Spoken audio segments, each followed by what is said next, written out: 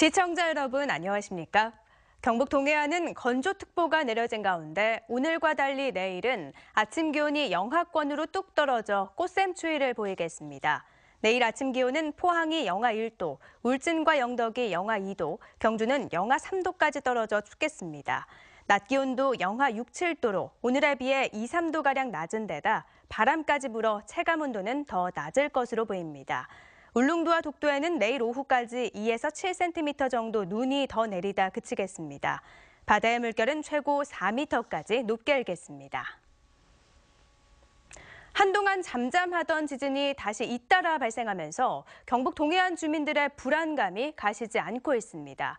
어제는 경주뿐만 아니라 울진 한울원전과 가까운 강원도 동해시 인근에서 하루 만에 4차례의 지진이 잇따라 발생했습니다. 장성훈 기자입니다. 어제 오전 7시 52분쯤 경주시 남남서쪽 11km 지역에서 규모 2.4의 지진이 발생했습니다. 지난 1월 24일 이후 한 달 가까이 잠잠하다가 지난달 중순부터 다시 일주일 간격으로 흔들리고 있는 겁니다. 지난해 9월 12일 발생한 경주 강진의 여진으로 지금까지 모두 593차례 발생했습니다. 지질자원연구원이 추가 대지진의 가능성은 아주 낮지만 또 다른 활성 단층에 의한 강진은 배제할 수 없다고 발표한 만큼 원전과 방패장이 있는 경북 동해안 주민들은 잦은 지진 소식에 불안해하고 있습니다. 지금의 응력 시스템에 상당한 교란을 가져왔다고 할 수가 있습니다. 그래서 어떤 많이 응력이 쌓여있는 부분이 있다든지 그래서 약한 부분이 있다 그러면 다음에 또 다시 지진이 발생할 가능성 상당히 있다고 보고 있습니다. 특히 어제는 경주만이 아니라 강원도 동해시 동북동쪽 50여 킬로미터 해역에서 규모 3.2 지진을 포함해 4차례의 지진이 하루 만에 발생했습니다. 2000년 이후 동해 해역에서 발생한 지진은 모두 7차례로 이 가운데 하루에 4차례 난 건 이번이 처음입니다. 가까운 울진 지역은 피해가 없었으며 한울 원전 측도 정상 가동하고 있다고 밝혔습니다. 기상청은 동해 해역은 지진이 자주 나지 않아 정확한 원인 파악은 어렵고 동해 해역에 대한 지질학적 정보도 없어 앞으로 조사와 연구가 필요하다고 밝혔습니다. 원전 밀집 지역인 동해안에서 지진이 잇따르면서 지진에 대한 체계적인 연구와 원전의 안전도를 높여야 한다는 여론이 갈수록 커지고 있습니다. MBC 뉴스 장성훈입니다. 사드 배치에 대한 중국의 보복으로 대구 경북 지역 관광업계가 비상이 걸린 가운데 자치단체마다 대책 마련에 나섰습니다. 경상북도는 그동안 중국 위주의 관광 유치를 일본과 대만, 홍콩, 베트남 등 동남아로 전환하고 동남아 관광객의 한국 입국 시 비자 면제를 정부에 건의하기로 했습니다. 또 상대적으로 소홀했던 국내 관광객 유치에도 적극 나서 다양한 이벤트를 마련할 계획입니다.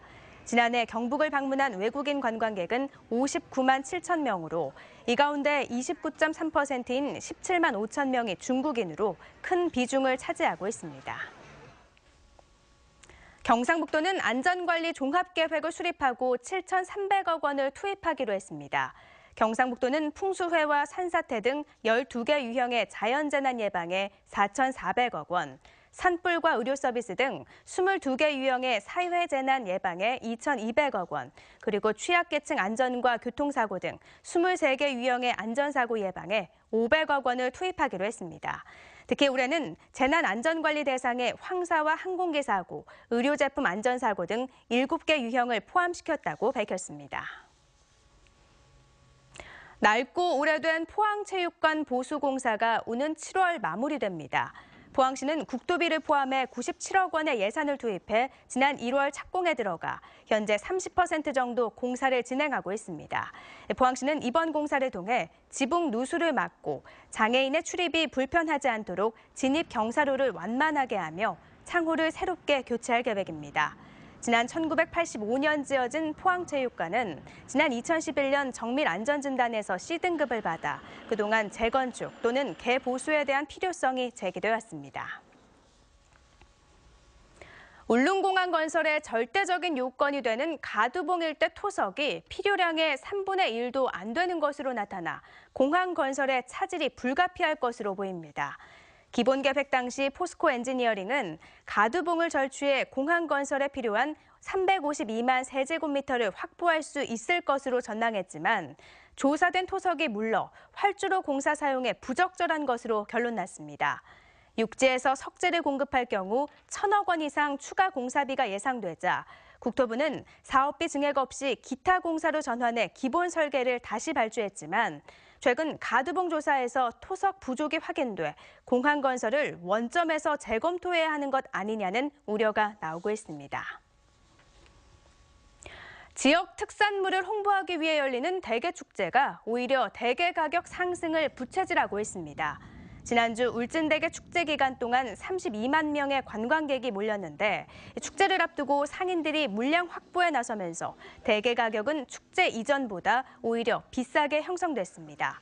영덕군도 오는 23일부터 강광 일원에서 나흘 동안 대게 축제를 개최하는데 축제장이라고 해서 대게를 더 싸게 팔거나 특별한 요리가 나오는 것도 아니어서 축제 발전에 한계를 느끼고 있습니다.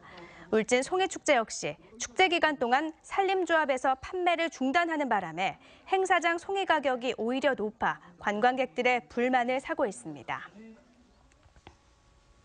포항시의회는 오늘 제237회 임시회를 열고 오는 10일까지 5일간의 의정활동에 들어갔습니다. 이번 임시회에선 포항시 생활임금 조례안 등 조례안 5건과 포항시 중장기 청소년 쉼터 민간위탁 운영 동의안 등 3건의 안건을 처리합니다. 특히 오는 8일과 9일 이틀간 6명의 의원이 올 들어 첫 시정 질의를 하게 됩니다. 포스코는 오는 10일 정기주주총회를 열고 권오준 대표이사 회장의 연임 여부를 최종 확정합니다. 권 회장은 지난 1월 사회이사 전원으로 구성된 CEO 후보추천위원회로부터 만장일치로 연임 추천을 받았고 오는 2020년 3월까지 회장을 맡게 됩니다. 한편 이번 주주총회에선 포스코 사내외 이사와 감사위원회 위원 선임 안건도 처리합니다. 경상북도는 지난해 11월 하순부터 지난달까지 3개월간 겨울철 취약계층 3만 2천 가구를 발굴해 지원했다고 밝혔습니다. 이상으로 포항 MBC 이브닝 뉴스를 마칩니다. 고맙습니다.